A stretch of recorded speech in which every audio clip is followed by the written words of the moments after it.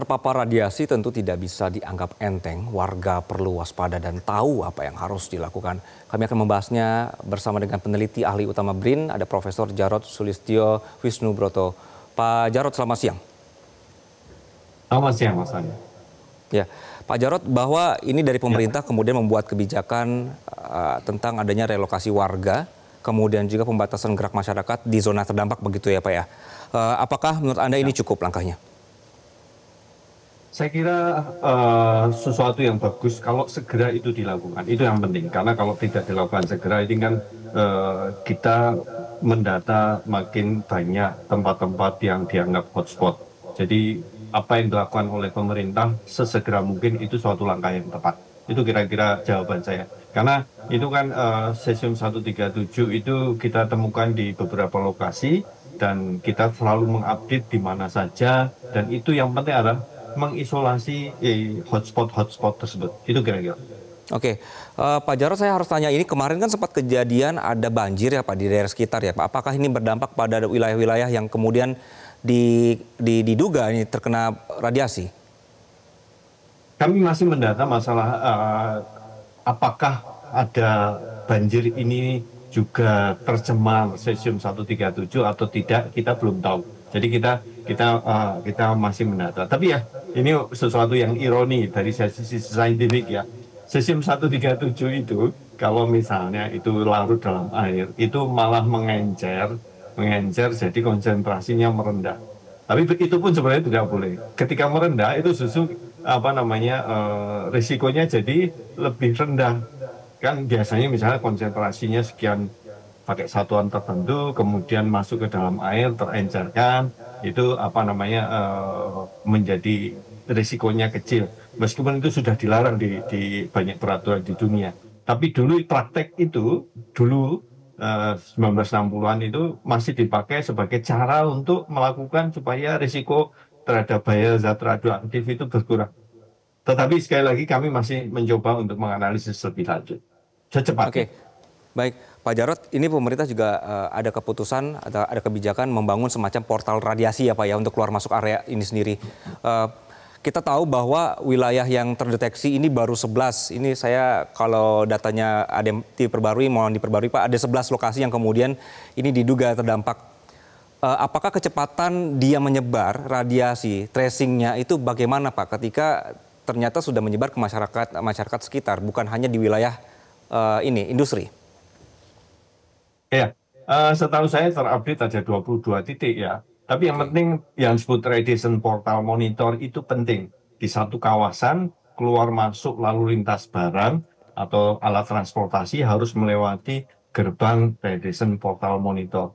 Tidak itu saja, kita pemerintah harus menyiapkan di tiap pelabuhan di seluruh Indonesia, keluar masuk barang harus melewati portal monitor ini juga. Dan mestinya di setiap kawasan industri juga melakukan kegiatan untuk memasang radiation portal monitor. Sehingga sedini mungkin kita bisa mengecek apakah ada kontaminasi barang yang keluar atau masuk. Itu yang menjadi cara kita mencegah tidak berulangnya kasus kontaminasi. Oke, jadi menurut Anda juga Anda merekomendasi bahwa untuk tracingnya dan juga pemantauannya ini diperluas begitu ya Pak ya? Ya, tidak hanya itu, mestinya Badan Pengawas Tenaga Nuklir juga mulai memperketat database dari Cesium 137 yang dipakai di Indonesia. Karena kan ada ribuan izin diberikan oleh Bapeten untuk pemanfaatan di dunia industri. Sehingga traceable, cesium itu larinya kemana, terus kemudian dipakai untuk apa. Meskipun masih ada kemungkinan apa yang disebut open source atau sumber radioaktif yatim, yaitu orang itu membuang begitu saja, jadi tidak ada yang mau mengklaim itu memiliki, oleh pemulung diambil, masuk ke peleburan atau smelter, jadilah logam untuk dipakai di dunia industri. Itu yang harus kita cermati juga. Oke, Pak, saya akan mencoba untuk dari sisi warga yang tinggal di sekitar Cikande yang kemudian sekarang menjadi was-was gitu ya Pak dengan kondisi ini. Apa yang sebaiknya dilakukan warga Pak ketika mereka merasa khawatir dirinya terkena atau tidak? Ya, pertama adalah pemerintah harus menjelaskan sesegera mungkin ke masyarakat apa itu cesium, apa dampaknya, apa risikonya. Meskipun data yang saya dapatkan memang masih dalam skala yang mestinya bisa dikendalikan. Kedua adalah kalau masyarakat curiga menemukan suatu benda yang dianggap sesuatu yang aneh, segera lapor. Karena radioaktif itu hanya bisa dicegah dengan cara menjaga jarak dan tidak mendekati di tempat itu dalam waktu yang lama. Itu dua cara yang paling efektif. Tentu saja ada cara lain dengan perisai, tapi karena masyarakat kan tidak bisa dengan perisai atau shielding kan. Itu dua cara yang penting. Tapi yang penting pertama kali adalah masyarakat diberi penjelasan. Ini loh risikonya, ini loh apa yang harus Anda lakukan. Yang penting adalah budaya juga. Kalau ada suatu kejadian, jangan berkerumun mendekat. Itu karena untuk mengurangi risiko kita terpapar radiasi. Oke, Pak, ini kan kemudian untuk melihat lokasi yang kemudian tadi Anda sebutkan ada 22 titik. Perlu nggak sih Pak setiap hari itu dibangun semacam ada peta zonasi, ini daerah yang kemudian sudah aman, ini daerah yang kemudian masih dipantau seperti itu Pak. Dan update-nya harian begitu Pak? Saya setuju bahwa itu juga ada semacam update online juga yang Iya. disampaikan ke masyarakat luas. Ini loh sudah didekontaminasi, ini yang belum, ini ditemukan hotspot baru dan lain sebagainya. Sehingga masyarakat juga tahu. Karena salah satu prinsip dari keselamatan radiasi itu adalah transparansi. Kalau kita tidak transparan, bagaimana masyarakat tahu terkait risiko itu? Itu saya setuju dengan usulan seperti itu. Jadi seperti juga kami di Serpong itu di reaktor, kami selalu menampilkan di website kami, oh ini loh paparan sekian sekian sekian. Nah sehingga masyarakat juga paham terkait kemungkinan risiko yang akan terjadi. Oke, Pak. Dalam konteks Cikande gitu, isotop yang terlibat ini cesium-137 ini punya sifat tertentu seperti apa yang kemudian dia bisa menyebar di lingkungan. Misalnya bagi masyarakat ingin tahu apakah ini bisa terkena dari udara, air, makanan, atau kontak langsung begitu Pak. Tadi kan Bapak menyebutkan jangan berkerumun, jangan mendekati titik-titik tersebut begitu ya Pak ya. Tapi sebenarnya apa yang kemudian paling mudah dilakukan supaya bisa menghindari adanya terpapar? Ya, sifat zat radioaktif itu tidak bisa dibaui, tidak bisa dilihat, dan tidak bisa ada suara gitu. Jadi dengan indera kita tidak bisa mengukur gitu kan.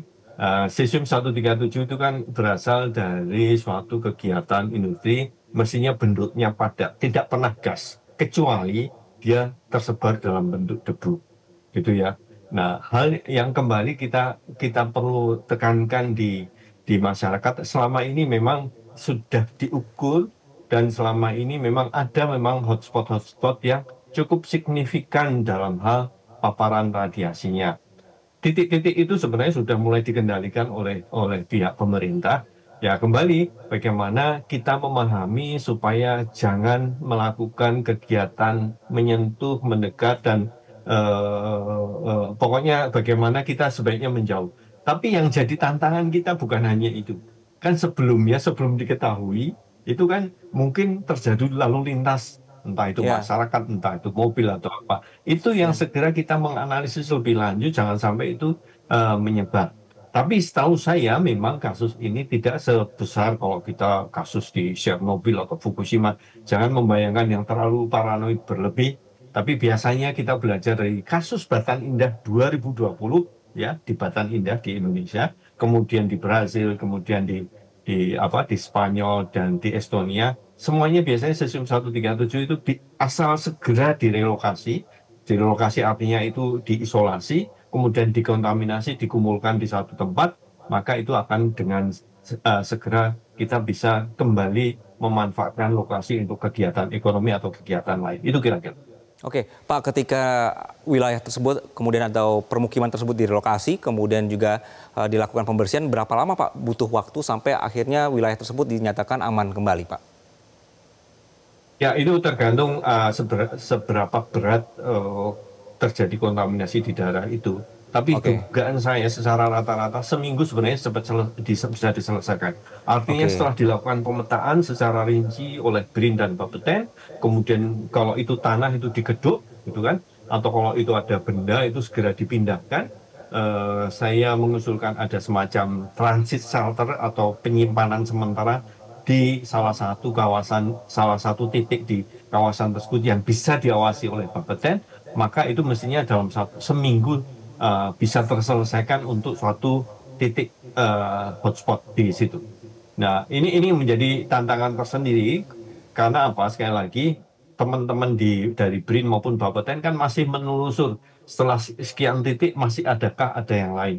Tapi paling Iya. tidak dengan adanya portal monitor yang dipasang di situ, itu akan meminimalisir kemungkinan terus menyebar apalagi kalau keluar kawasan. Itu kira-kira. Oke.